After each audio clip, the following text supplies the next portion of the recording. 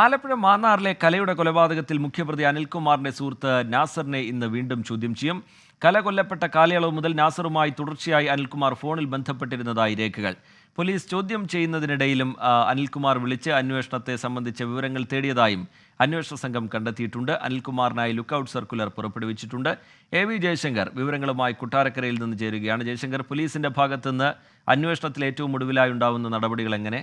വളരെ പ്രധാനപ്പെട്ടത് അനിൽകുമാറിനെ നാട്ടിലേക്ക് എത്തിക്കുക എന്നുള്ളതാണ്. അതിൻ്റെ ഭാഗമായി നടപടികൾ തുടങ്ങിക്കഴിഞ്ഞിട്ടുണ്ട് അന്വേഷണ സംഘം. അതിന് പുരോഗതിയുണ്ടോ ജയശങ്കർ?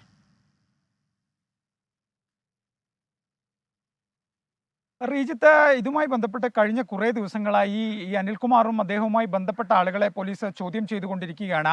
ഈ കേസിൽ നിലവിൽ 3 പേർ പോലീസിന്റെ കസ്റ്റഡിയിലുണ്ട്. ഈ 3 പേരെ 3 സ്റ്റേഷനുകളായി ഇരുത്തിക്കൊണ്ടാണ് പോലീസ് ചോദ്യം ചെയ്യുന്നത്. ഒപ്പം തന്നെ ഈ അനിൽകുമാറിന്റെ അടുത്ത ബന്ധുക്കളെയും സുഹൃത്തുക്കളെയും ഉൾപ്പെടെ ചോദ്യം ചെയ്തു. ഇതിനിടയിലാണ് കഴിഞ്ഞ ദിവസം നാസർ എന്ന് പറയുന്ന ഇദ്ദേഹത്തിന്റെ നീണ്ടകാലത്തെ സുഹൃത്തിനെ ചോദ്യം ചെയ്തത്. ഈ ചോദ്യം ചെയ്യുന്ന ഒരു ഘട്ടത്തിലാണ് ഇയാളുടെ മൊബൈൽ നമ്പറിന്റെ CDR പോലീസ് പരിശോധിക്കുന്നത്. ഈ പരിശോധനയിലാണ് ഇയാൾ നിരന്തരമായി അനിൽകുമാറുമായി ഈ കൊല നടന്ന 2009 കാലഘട്ടങ്ങളിൽ ബന്ധം പുലർത്തിയിരുന്നു. ആ ഘട്ടത്തിൽ ഇവർ ഒരുമിച്ചായിരുന്നു ജോലി ചെയ്തിരുന്നത്. പിന്നീടും ഈ ബന്ധം തുടർന്നു. ഈ കഴിഞ്ഞ ദിവസം ഈ നാസറിനെ ചോദ്യം ചെയ്യുന്ന സമയത്ത് പോലും നാസർ കൃത്യമായി ഈ ചോദ്യം ചെയ്യലിൻ്റെ വിവരങ്ങൾ ഉൾപ്പെടെ ഈ വിദേശത്തുള്ള അനിൽകുമാറിനെ വിളിച്ചറിയിച്ചു എന്ന നിർണായക വിവരം ഈ CDR പരിശോധനയിൽ പോലീസിന് ലഭിച്ചിട്ടുണ്ട്. അത്തരത്തിൽ നിരന്തരം ബന്ധം വയ്ക്കുന്നു.